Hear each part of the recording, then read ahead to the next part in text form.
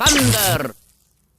Hey everybody, how's it going? 2024 has just gotten started, and it already feels like this could be another huge year for Nintendo, with games like Princess Peach Showtime and the remake of Paper Mario: The Thousand Year Door on the horizon, along with so many rumors pointing towards this finally being the year of Nintendo's next console. It's sure to be an exciting year. With that being said, I thought I would go ahead and lay out my predictions and sort of my wish list for this year going month by month. Now, these predictions aren't going to necessarily be the most realistic by any means, but I figured it would be fun to try and come up with some sort of direction for Nintendo this year. I am going to be focusing on pretty much just first party stuff because if I got into all the third party things releasing this year, we'd be here all day. So let's get started right away with January. In terms of game releases, we only really have one big one, and that's the remake of Trace Memory and its sequel, Another Code R, releasing as Another Code Recollection. Now, I'm going to be honest, I don't know too much about this game series, but I have a lot of friends who are fans of Trace Memory back on the DS, and the sequel never released in North America, so this is going to be really cool for fans of the original game to finally be able to experience it, as well as having the first game remade too.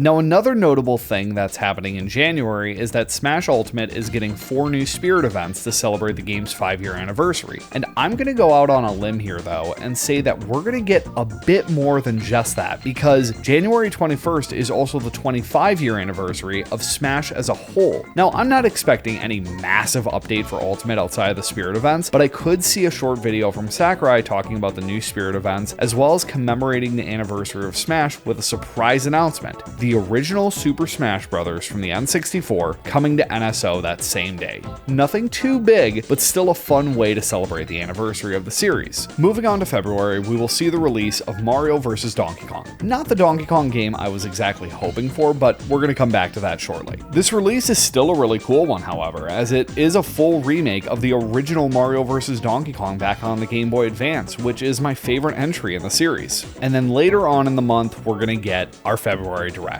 It's bound to happen. We get one pretty much every year, and I don't think that this year is going to be any different, even if the Switch 2 is releasing this year. So, in the February Direct, I'm expecting a final push for Princess Peach Showtime. I think that Nintendo is really going to want to promote this game before it comes out in March, because I've noticed that a lot of people are still skeptical about what the game is, myself included. A demo would be super nice, because I am interested in the game, but I need to see just a bit more. Beyond Princess Peach Showtime, I think that we're going to get release dates for the other 2 games that we don't have release dates for. Luigi's Mansion 2 HD, which will get a release date in June, and then we'll get a release date for Paper Mario: The Thousand Year Door, and that's going to be in July. Now for the unknowns. First up, I think that we're going to get DLC for Pikmin 4. This game was too big of a title, and we've been without Pikmin content for so long that I could see Nintendo wanting to build on this game's success. Because, yeah, Pikmin's always been an important game series to Nintendo, but something about Pikmin 4 felt a bit different. I think that it reached a much wider audience compared to previous entries, and that's due in part to the Switch just having a wider audience in general. So I definitely think that them wanting to do DLC is a no-brainer at this point. Now, another announcement is going to be a remake of a game, and it's a game that I think Nintendo has held on to for a while. It's been rumored for a long time. It's Fire Emblem 4, the remake of Fire Emblem 4 Genealogy of the Holy War. I'm going to slot the remake in for, let's say, an April release. I actually think that the Pikmin 4 DLC will also release in April. I just think that Nintendo is going to want to get this remake out sooner rather than later if it is meant for the base Switch, because if we are getting the Switch 2 in the later half of the year, I could see Nintendo wanting to sort of push out the remaining games they have left for the base Switch before they move into the next console. Now, don't take this as me not really being excited for Fire Emblem 4's remake, because I am. I was pretty disappointed by Engage. Coming off of 3 Houses and how much I loved that game, Engage felt like a bit of a disappointment, so going back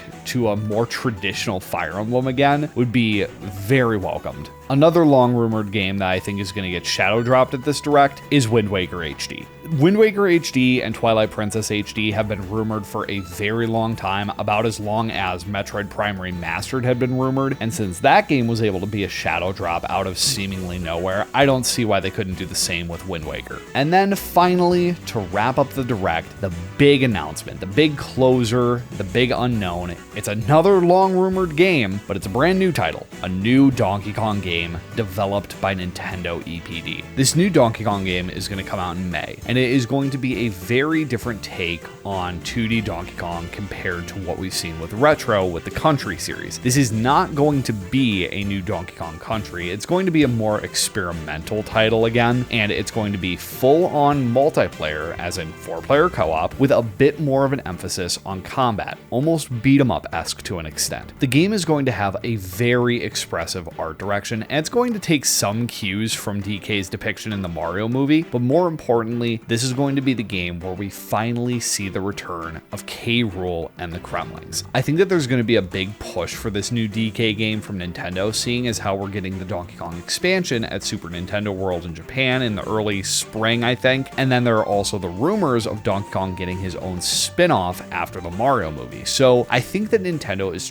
trying to enter this new era for Donkey Kong, and that's kind of why I think that this is going to be a more experimental title, because I think Nintendo is going to want to try and regain their footing as to how to handle the Donkey Kong series. Besides the Nintendo Direct in February, we're also going to get a Pokemon Presents around Pokemon Day, so February 21st. I don't think it's going to be a super big one. We're going to get updates on Pokemon Masters EX, we're going to get Pokemon Go updates, Cafe Remix updates, the usual. We'll probably get some more Terra Raid battle announcements for Scarlet and Violet, but the new announcements that I think we're going to get are we're finally going to get the Pokemon Game Boy games coming to NSO, and I think it's going to be a slow rollout. I think we're going to get Red, Blue, and Yellow the day of the Pokemon Presents, and then over the course of 2024, I think we will get games like Gold and Silver, potentially even Ruby and Sapphire on the GBA. Like, I know that there's a lot of money that Pokemon can get from just reselling these games or remakes or whatever, but I really hope that they take full advantage of NSO and just put these games out there. And I want home compatibility too. Like, if I play in the original Game Boy and GBA games, I want to be able to put my Pokemon from those games into Pokemon Home, and then Scarlet and Violet or whatever other Pokemon games will support it in the future. But then beyond the NSO stuff, I think the other new major, like, big mainline game that they're going to release in 2024 is another Legends game. And I think it's going to be Legends Kyurem. At first I was thinking that maybe they would do a Legends Johto with like Ho-Oh and Lugia to celebrate Gold and Silver's 25th anniversary, but a Legends game in Unova just sounds way more appealing in my opinion. Getting to explore the whole history of Kyurem, Zekrom, Reshiram, seeing how Team Plasma turned Genesect into what it is now, learning the origins of why Team Plasma has the medieval appearance, the Harmonia bloodline. Unova is implied to have a very,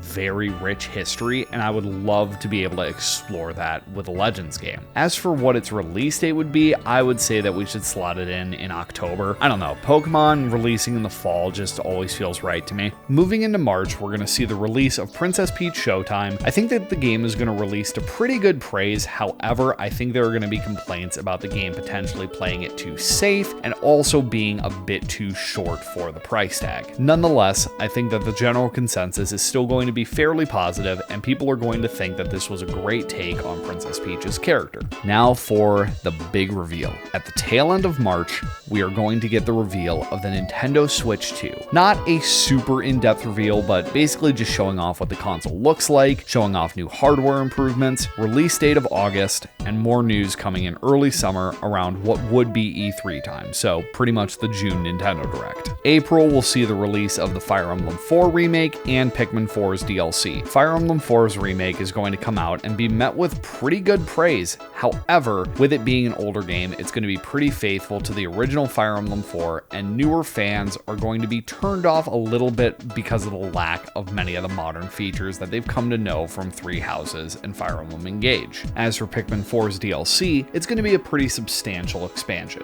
We're going to get 2 new sizable areas alongside a bunch of new caves, many of which are going to prove to be much more challenging than those in the base game. This update will also mark the return of the Bulbmin last seen in Pikmin 2. Moving into May, we'll see the release of the brand new Donkey Kong game, and despite many Donkey Kong fans being somewhat apprehensive to the changes to the formula, the game will still be met with immense praise and quickly becomes the best-selling game in the franchise. Okay, now we've made it to June. This is where the fun really begins. Alright, so starting with, of course, the Summer Direct. We're going to start with a slight focus on already announced titles. There's going to be a final push for Paper Mario The Thousand Year Door, Luigi's Mansion 2 HD is going to release at the end of the month, and Splatoon 3 Side Order is being released right after the Direct. Now, shifting focus to the Nintendo Switch 2. We're going to learn right away that all the titles mentioned previously will be fully playable on the new system, as the Switch 2 will indeed be backwards compatible. We will also hear about enhancements coming for existing Nintendo Switch titles that will roll out over the course of the Switch 2's launch window. Now on to the new games. There's a lot that Nintendo is going to show off in this Direct. The first major title is Mario Odyssey 2. It's coming in November. It's going to be a direct sequel to Mario Odyssey. We're going to have a bunch of new kingdoms to explore, a bunch of new capturable enemies, and the big catch with this game is we're going to have co-op. Somehow, some way, Nintendo figured out co-op for Mario Odyssey, and that is going to be the big selling point for Mario Odyssey 2. Next up, we're going to get ARMS 2.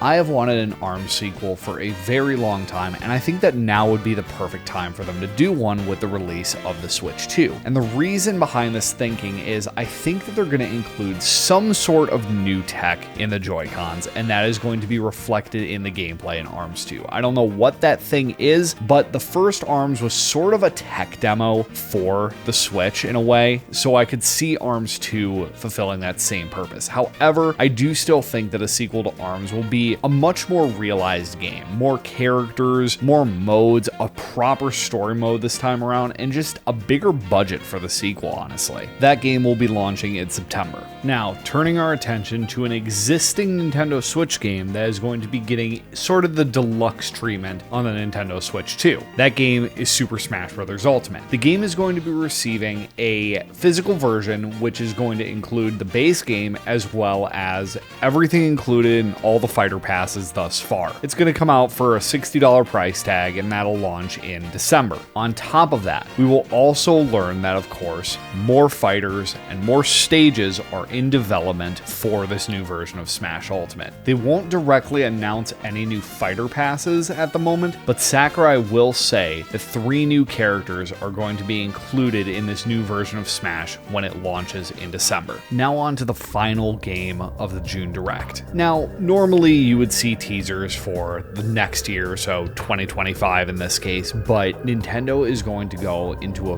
very long deep dive for this last game. I'm guessing about like 20 minutes to potentially a half hour. That game is, of course, Metroid Prime 4. Yep, it's finally getting its full reveal / re-reveal, I guess, but developers from Retro are going to go in depth showing everything that's new in this game, all the new mechanics, all the new graphical enhancements that are made possible by the Switch 2. Now, this game will be a cross-gen release, but it is going to be made so much better by the power of the Switch 2. The game is going to look absolutely immaculate. It is going to be a complete spectacle of a game. It's going to be running at 30 FPS 4K or up to 60 FPS 4K with DLSS, and this is going to be really showcasing what the Switch 2 is capable of. This is going to be the first game that we truly see from Nintendo that looks like a standard AAA title. I mean, with some caveats, of course, but this is going to be the game that they're using to really push the Switch 2. And here's the kicker. This is going to have an extremely quick turnaround from this showcase to the release date. Metroid Prime 4 is going to be a launch day title for the Nintendo Switch 2. This game is going to be what Breath of the Wild was for the Switch. And I think this will be the game that really brings Metroid to the mainstream audience and makes it a really huge and important franchise for Nintendo. I mean, Metroid has always been important to Nintendo, but not on the level of something like Zelda or Mario. I think that Metroid Prime 4 is going to change that. Finally, the June Direct will close out with the price and release date of the Nintendo Switch 2. I think that the console is going to come in at $400 USD, and it's going to release on August 2nd, 2024. And just like with the Switch, this is going to be a very, very big and important release for Nintendo. But before that release actually happens, we still gotta talk about July because Paper Mario: The Thousand Year Doors remake is releasing in that month. Much like the remake of Super Mario RPG, this game has a lot of hype surrounding it, and when it comes out, it is going to skyrocket to number 1 on the Nintendo Switch eShop charts. The game is going to be an extremely faithful remake with minor quality of life changes here and there, but the big addition to this remake is we are actually going to get post-game content in the form of Luigi's adventures that were mentioned in Thousand Year Door. The series of books detailing Luigi's adventures in the Waffle Kingdom are actually going to be playable events in the post-game. It's not going to be as deep of a campaign as the base game, but it's going to be a really fun addition to this remake. Alright, so moving into August for the actual release of the Nintendo Switch 2. Much like with the original Switch, this console is going to be impossible to find. It is going to be sold out everywhere, with scalpers on eBay charging an arm and a leg just to get your hands on one. So, not much news there. As for Metroid Prime 4, the game is going to be extremely well received. In the first month of its launch, we're already going to hear conversations of it being a potential Game of the Year candidate. We will also see this game quickly surpass Metroid Dread and become the best-selling Metroid title of all time. Moving on to September, we have the release of ARMS 2. Right out of the gate, ARMS 2 does immensely better than the first entry due to the series now having an established audience after the first game. ARMS 2 still won't reach the level of sales on the level of something like a Splatoon entry, but with all the new quality of life features, new characters, better online, I think that the game is going to be able to stick around for much longer than the first title. In the middle of September, we'll also get our September Nintendo Direct. The main focus of this Direct will be Mario Odyssey 2. They'll go into a deep dive showing off all the new features, the new capturable enemies, new locations, and then they'll also show a demo of how co-op works. You'll be able to do co-op with a friend locally or online. And that's going to be another huge focus with the Nintendo Switch 2, is Nintendo's online infrastructure is vastly improved compared to the Nintendo Switch. This is going to be another huge selling point for the Nintendo Switch, and it'll be extremely important for games like Smash Ultimate. Speaking of which, the next game that they're going to focus on is Smash Ultimate Deluxe or Smash Ultimate Special, whatever you want to call it, but they're just going to go into detail showing off some of the new modes, showing off how much better online is. We're going to get a new story mode, not full-on subspace, but something a little bit more in the style of like Melee's adventure mode potentially, just a bit more platformer oriented than what we got with World of Light. And finally, we'll learn the 3 new characters that will be included in this new version at launch. The 3 characters will be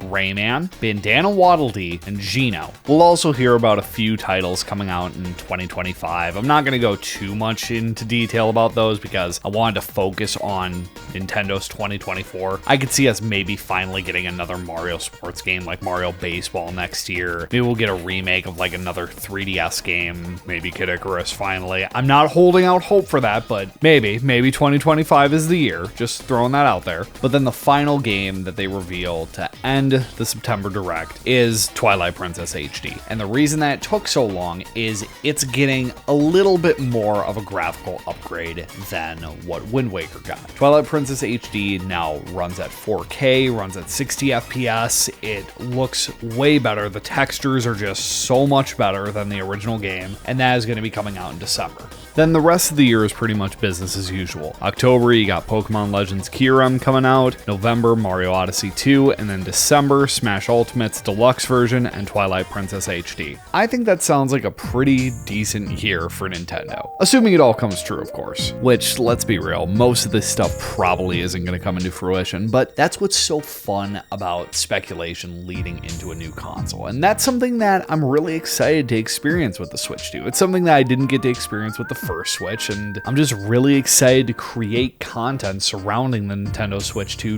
during this sort of hype and launch cycle of the new system. I think it's going to be really fun. This year has a lot in store for Nintendo fans, and I'm excited to see what happens. But of course, these are just my thoughts. I would love to see your own thoughts down in the comments below, but for now, I think that is enough out of me. The year is just getting started, and I cannot wait to see what happens. If you guys like this video, feel free to like and subscribe, and I will see you all next time. Later.